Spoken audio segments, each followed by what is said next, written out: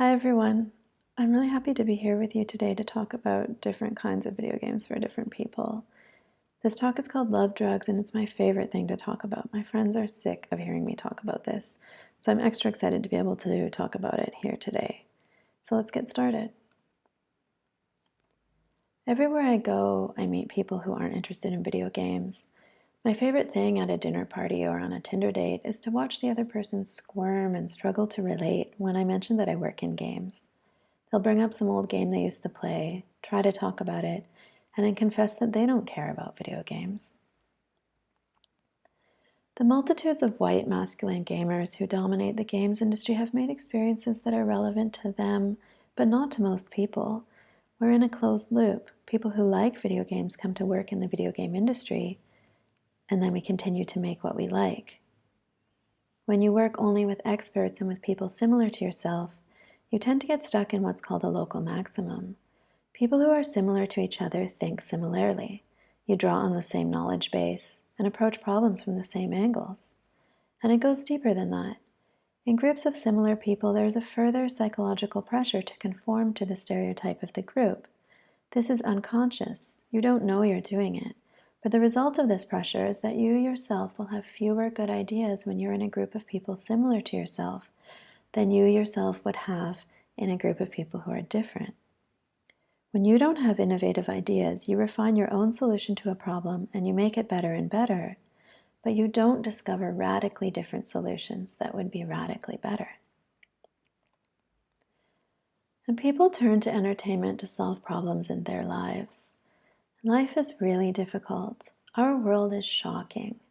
The very wealthy are ascending further. The weather is turning more and more unfamiliar. Our jobs are disappearing or weren't there in the first place. The internet is enabling the most vile swarms of voices to shout their racism and misogyny and other hatred at vulnerable individuals. Our national governments seem unwilling or at best powerless to address any of these global issues. We're checking our phones compulsively with horrified fascination. We're overwhelmed with shock from advertising, from entertainment, from social media, from the news media, from world events. I think that what my friends are looking for in art and entertainment is relief from what the artist Harry Giles calls a constant state of shock. My friends are not looking for shocking games. They are looking for care, to take care and be taken care of. On the surface, care means that they don't want to be insulted. They don't want to see damaging stereotypes of their identities.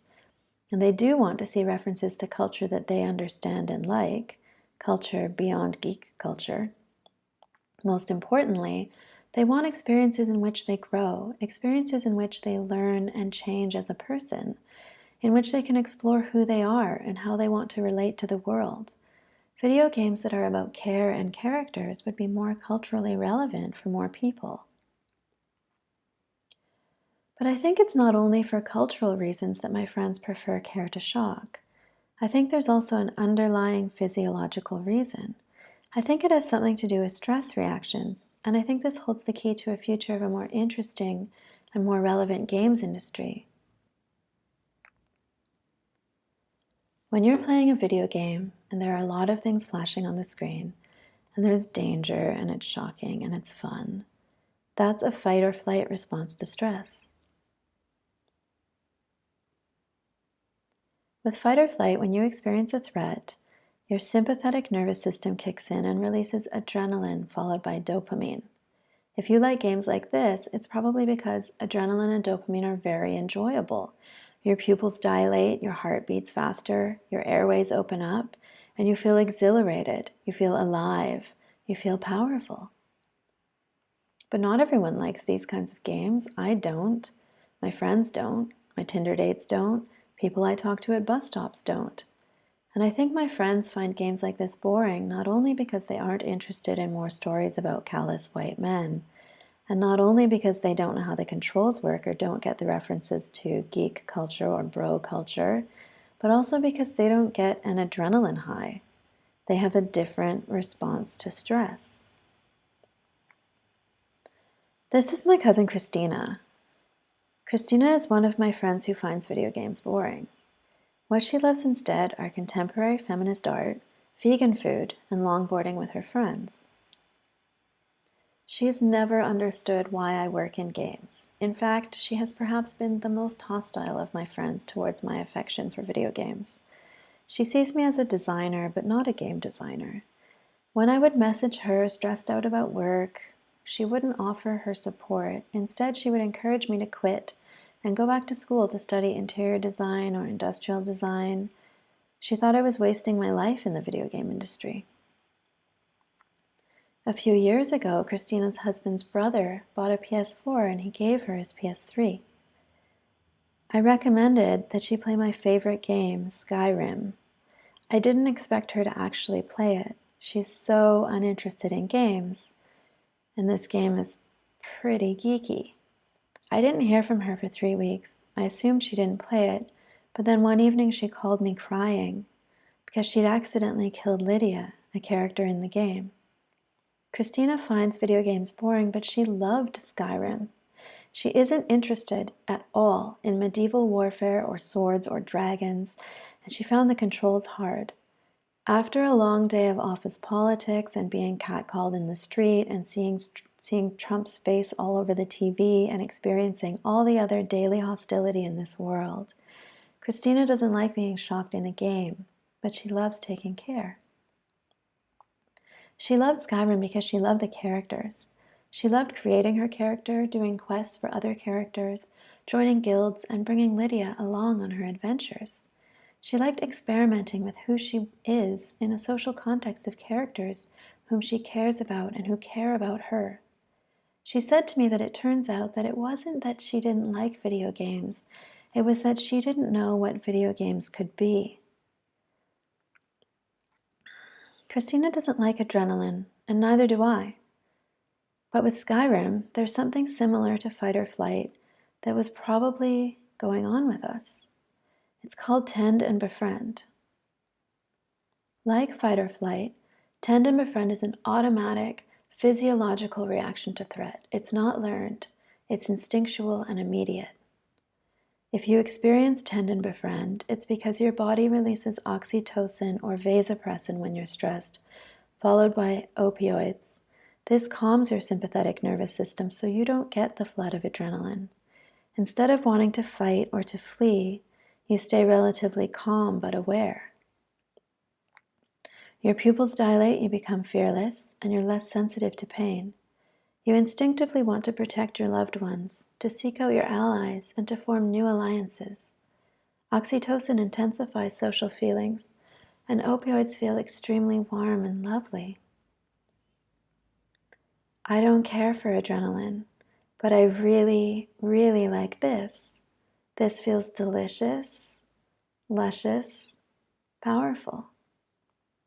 And a very interesting thing about tend and befriend is that this oxytocin opioid thing isn't limited to threatening interactions. Unlike fight or flight, there are many other less stressful ways to experience this. It's there when you touch or even think about someone you love. It's very much there during sex. It's there when you play fetch with your dog or chill out with your cat. It's there when you look at a cute baby. It's there when you watch cute animal videos on the internet. And interestingly, it's even there when you exclude someone you don't like. When I first read about tend and befriend, I suddenly understood myself so much better. I thought, oh shit, this is how I normally react to stress. It's how I normally react to most things. And it's not just me and it's not just my friends. When people are stressed, we tend to affiliate more often than to get into a brawl. It seems that most women and many men have the tend and befriend reaction. It's possible that this could be our dominant stress response in general. But have you heard of this before? Maybe not. It's barely been studied. It's barely been discussed. It's barely just been identified. In 1998, some researchers at the UCLA Social Neuroscience Lab were attending a talk by a prominent stress researcher in which he said, "We shocked the animals and of course they all attacked each other," just kind of offhand as part of his presentation. This statement struck those researchers from UCLA as obviously not descriptive of humans. So they looked into it, and by 2000, Dr. Shelley E. Taylor and her colleagues had identified the tend and befriend response in this paper. Why so late? Why not until 2000? The answer is blinkered researchers and their bad samples.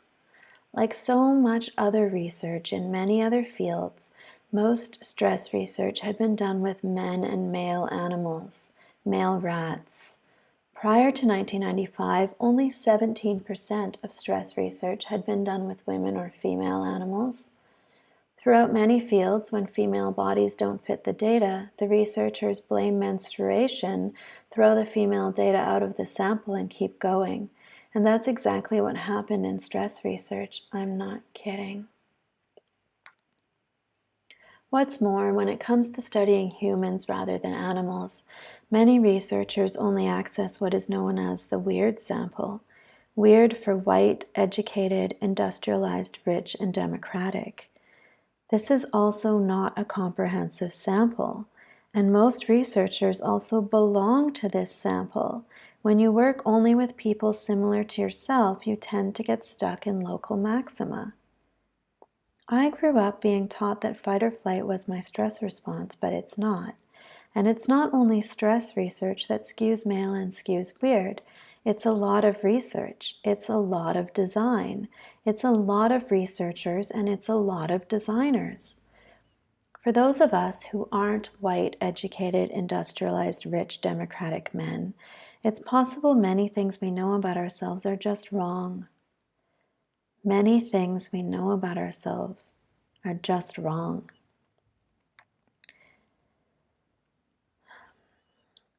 "80% of drug studies that are done in mice are done with male mice only. In neuroscience, studies of male animals outnumber studies of female animals by 11 to 2. 70% of pain patients are women, but 80% of pain studies use only male rodents. We also see these kinds of oversights in the design of cities, and we see it in the generally accepted room temperature for public spaces. Until 2011, we saw it in the design of airbags. Until 2009, we saw it in the understanding of the shape of the clitoris. We see it in the diagnosis of ADHD and Asperger's. We see it in the typical symptoms for heart attacks. And that affected one of my friend's parents' lives recently. And that leads to the fact that of young people who have heart attacks, young women are twice as likely to die as young men. We see oversights about skin color in the design of color film, and from there in the design of face tracking and eye tracking. We see oversights in the design of VR hardware. We see all kinds of oversights all over the games industry. This is so fucking boring. It exposes a lack of imagination and a lack of care, and it harms people. Fuck this. I understand how it happens. A casual dismissal of other perspectives comes easily when someone has had his own perspectives validated throughout his life. When bodies like his have been studied by science, when bodies like his have been designed for, when characters like him are all over film and television and video games and the news and politics and corporate boards, when his confidence has been repeatedly interpreted as competence, and when his bosses and mentors see themselves in him and make space for him. But I think it must be more than cluelessness, or we wouldn't all be here so many years after fighting for change. I think some of it is also based in fear. Fear of the unknown, fear of loss of status, fear of loss of power. But neither cluelessness nor fear lead to good ideas, and neither cluelessness nor fear are good for the long-term health, status, or power of any industry. A prominent games researcher told me once that he too doesn't try to study women because you can't predict women. This statement strikes me as obviously not descriptive of women. I was horrified at the time. A technical director on a AAA screamed in my face once that he hates feminists and that I don't belong in the games industry. I was disgusted. I also wondered where his fear came from. Meanwhile, I've watched multiple teams searching for new kinds of gameplay that doesn't depend on guns, without thinking outside of recreating the same natural and quite rightly beloved adrenaline high.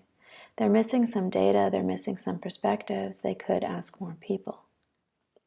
At one point, a boss of mine declared in the face of focus groups and research proving otherwise, that my target market craves only Vogue magazine and not also deep character systems. Maybe he was scared of what he doesn't understand, or maybe he was too lazy to try to understand it. Finally, I left that job and I started my own studio.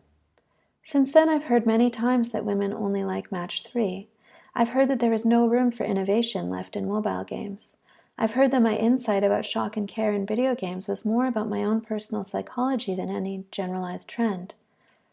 I've heard that I shouldn't mention anything to do with gender bias in my talks because it turns people off from hearing my message. It's not rare that I have these reactions when I recount this research.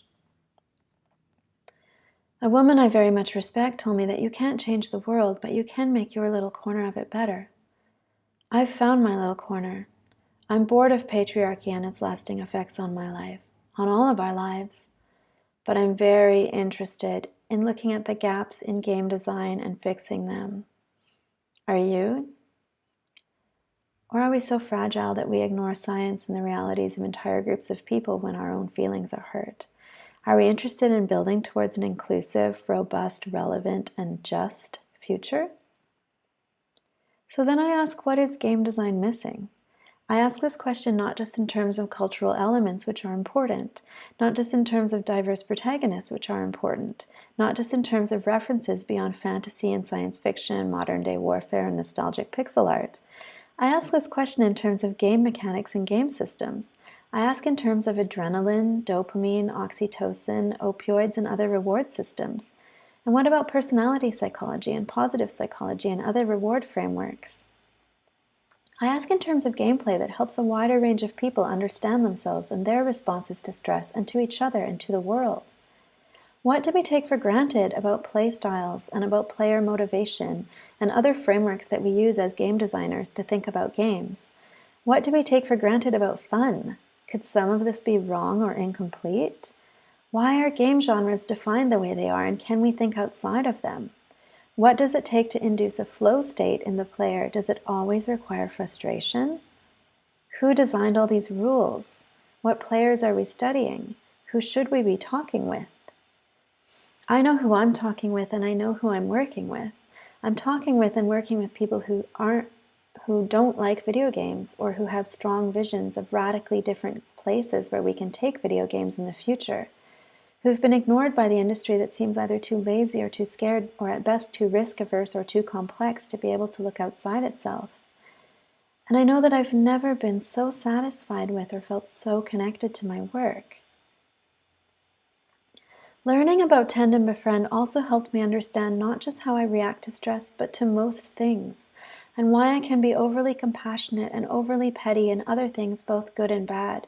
It gave me perspective on my life and who I am, and it gave me new strategies for how to develop some of my strengths and how to alleviate some of my struggles.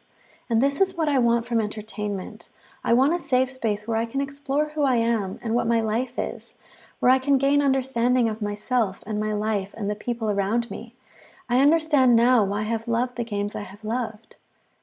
All my life, from the Colonel's Bequest through to the weird way that I played StarCraft, through to the Longest Journey, through to Morrowind and Skyrim and Neko Atsume and many others, what I've always done with games is tend and befriend.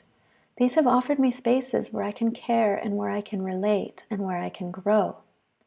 And then I can bring those lessons back into my corner of the world and make it better. Isn't that what most of us want? And if not, why not? And lastly, I want to be very clear that care is not weak or simple or cute. It doesn't only belong in simple or cute games. Audre Lorde famously said, "Caring for myself is not self-indulgence, it is self-preservation, and that is an act of political warfare." Likewise, caring for your chosen loved ones and the formation of new alliances can also be acts of warfare. It requires bravery to speak up, to reach out, and to build towards something new, to connect. Care is stronger than brutality or fear. Are you strong enough? I'm not. Maybe you aren't, but together we can be. No matter who you are, I ask you to question your assumptions about yourself, other people, and games. Get the real data. Talk to people different than yourself. And if you're lucky enough to not fit the game developer stereotype, look into your own heart. Maybe everything we know is wrong, but you're right. And then let's find each other and let's work together. Let's make games that will help us understand ourselves and our lives. This is where video games can shine not just as bright as, but brighter than other media. And these are games that will carry us into a more compassionate, more respectful, and more respected future. This is an industry I would want to work in. This is a world I would want to live in. Who knows, maybe we're here to take away the boys' games after all. Thank you.